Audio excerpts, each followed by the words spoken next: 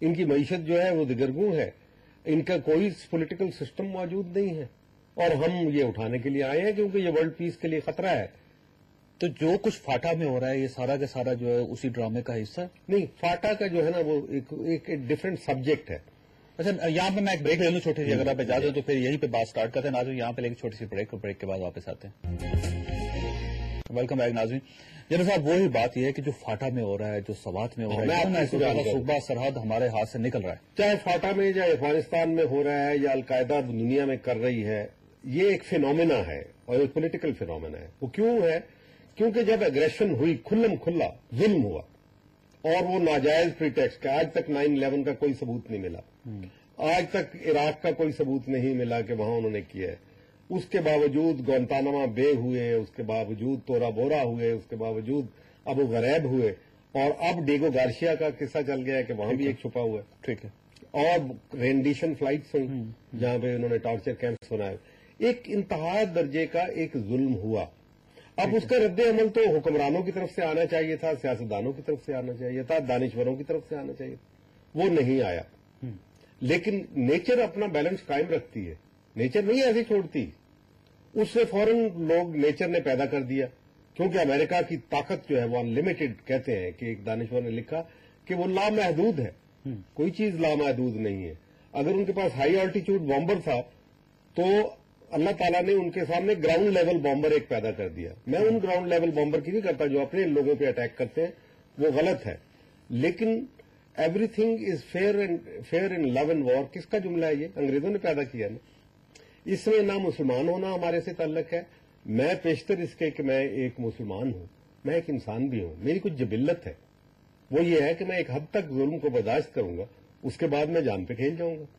یہ وہ فینومینا ہے جو فاٹا میں بھی ہو رہا ہے۔ اگر ہمارے حکمران وہاں پہ سٹینڈ لے جاتے تو آج سب کچھ فاٹا میں نہ ہوتا۔ آخر فاٹا کو کہتے ہیں کہ ویپنز آئے، 11 سال ہم نے دیکھا افغانستان میں بھگتا، میں D G I S I تھا۔ آپ یقین کیجئے کہ سلمان لائق ان کا سلمان لائق نام تھا، منسٹر افغانستان کے تھے، اور خارڈ نے اتنے ویپنز ہمارے ٹرائبزمین کو دیے کہ لڑو پاکستان کے ساتھ، ایک ویپن بھی استعمال، ایک گولی بھی نہیں چلی ان 11 سالوں میں۔ کیوں نہیں چلی؟ کیونکہ یہ جو نیچر تھی ان کی، اس کے مطابق ہم جو کام ہو رہا تھا ایک فطری کام ہو رہا تھا۔ اب جو کام ہو رہا ہے یہ غیر فطری ہے، اس کا ریئیکشن آنا لازم ہے۔ اب اس ملک کے اندر نہ جوڈیشری ہے، اور اگر منگل باغ وہاں آ کے انصاف کرنا شروع کر دیتا ہے، چاہے وہ غلطی کر رہے ہیں، لیکن لوگ اس کی طرف متوجہ ہیں، عورتیں اس کے لیے وہ زیورات اپنے پیش کرتی ہیں۔ کیوں کرتی ہیں؟ کیونکہ وہ انصاف دیتا ہے، چلو اور کچھ نہیں دے سکتا، لیکن اس ملک میں جہاں جوڈیشری نام کی کوئی چیز ہی نہیں ہے۔ یہ غلطی کس کی ہے جنرل صاحب؟ یہ غلطی حکمرانوں سے کی ہو رہا ہے، حکمرانوں کی غلطی تمام کی تمام۔ دیکھیں ہمیشہ حکمران کون سے حکمران؟ جنرل ضیاء الحق، بینظیر بھٹو، ضیاء الحق صاحب کا نواز شریف، قصور ہے، جنرل پرویز مشرف۔ پرویز مشرف کا قصور ہے، کیونکہ جس مومنٹ آف کرنچ میں جو پہلے غلطیاں ہوئی ضیاء الحق کی، اس کو چھوڑے، اس کی بحث سے، کیونکہ ہم ماضی میں گھسے رہیں گے۔ ہم تو 9/11 کو ایک مارکر لیتے ہیں، اور اس کے بعد اتنا کوئک سرنڈر اس قوم نے قبول نہیں کیا اس کو۔ آپ کیوں نہیں مان لیتے اس بات کو کہ ایک 17 کروڑ کی قوم جو ہے وہ قبول نہیں کر رہی اس کو، اور وہ یہ نہیں سمجھتی کہ یہ درست ہوا ہے۔ 2001 میں ہمیں انکار کر دینا چاہیے تھا؟ نہیں، ہمیں کہنا چاہیے تھا۔ دیکھیں اس وقت پارلیمنٹ ابھی تک ایگزسٹ کر رہی تھی، ان سسپینشن تھی۔ پرویز مشرف صاحب کہتے ہیں کہ I will revive the parliament, we will go to my people, talk to them, اور میں ان سے ایسی ایشوز کے اوپر ریفرینڈم کرایا کرتے ہیں۔ جمہوری تقاضا یہ ہوتا ہے، سچی جمہوریت، اچھی جمہوریت، ریئل ریفرینڈم اس ملک میں کیا ہوگا؟ آپ لوگوں نے جنرل ضیاء الحق کے لیے ریفرینڈم کروایا تھا، غلط ہوا، لیکن ریفرینڈم میں نتائج وہی ہوتے ہیں جو حکمران سمجھتے ہیں جنرل صاحب۔ نہیں چلے وہی کرتے، لیکن وقت تو لیتے ہم۔ اب تو یہ بات کھل گئی ہے، اور میں آپ کو بڑے وثوق سے یہ بات کروں، پہلے بھی آپ کے پروگرام میں کہہ چکا ہوں، آج پھر دوبارہ دہراتا ہوں، یہ کوئی دھمکی نہیں آئی تھی۔ یہ جس کا رچرڈ آرمیٹیج کا کتاب میں ذکر کیا جنرل پرویز مشرف صاحب نے اپنی in the line of fear, جس کو میں کہتا ہوں ناٹ لائن آف فائر، اس لائن آف فیئر میں جو انہوں نے یہ بات کی ہے، رچرڈ آرمیٹیج نے یہ دھمکی دی تھی، وہ جھوٹ تھا۔ ہی لائڈ ٹو ہز کمانڈرز۔ اس نے کوئی دھمکی نہیں دی؟ نو، ناٹ ایٹ آل۔ میں اس کو پورا انویسٹیگیٹ کر چکا ہوں، وہاں 5 آدمی موجود تھے، اور آپ اس کے اوپر تفتیش کروائیں، اگر میری بات غلط آئے تو جو مرضی سزا میں اس کے لیے بھگتنے کے لیے تیار ہوں۔ کوئی دھمکی نہیں دی تھی رچرڈ آرمیٹیج نے. ہمارے پاس وقت بہت کم رہ گیا. جنرل صاحب مجھے بتائیے ہوگا کیا ملک کا؟ انشاءاللہ پاکستان جو ہے نا، میں نے کہا کہ یہ سارے بت پاش پاش ہوں گے. یہ کوئی جو ڈیل کے نتیجے میں آئے ہیں، جو کوئی NRO کے نتیجے میں آئے ہیں، یہ سارے کے سارے ایکسپوز ہونے ہیں.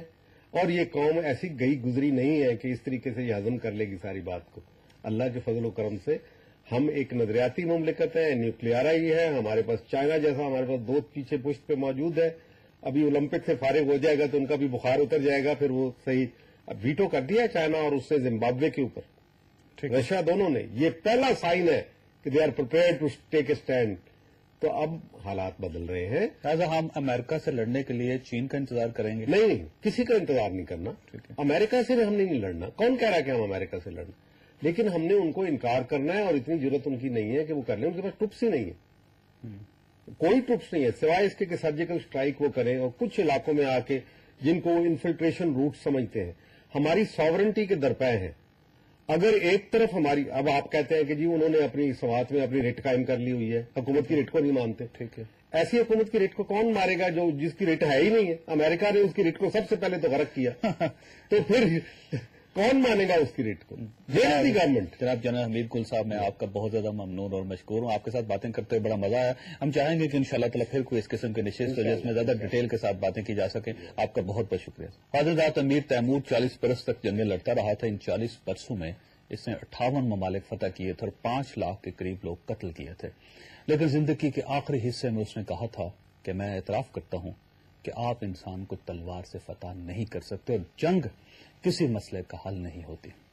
اس نے کہا تھا اگر آپ انسان کو فتح کرنا چاہتے ہیں تو آپ انسان کے ساتھ مذاکرات کریں، انسان سے محبت کریں، انسان فتح ہو جائے گا. ناظرین، امیر تیمور کی بات 100% درست تھی، کیونکہ انسان کی 10,000 سال کی ہسٹری میں آج تک کوئی قوم، کوئی انسان اور کوئی فوج، کسی نسل اور کسی قوم کو 4 نسلوں سے زیادہ غلام نہیں رکھ سکی. دنیا کی ہر فتح ایک نہ ایک دن شکست میں بدل جاتی ہے اور ہر قابض کو کسی نہ کسی دن قبضہ چھوڑنا پڑتا ہے.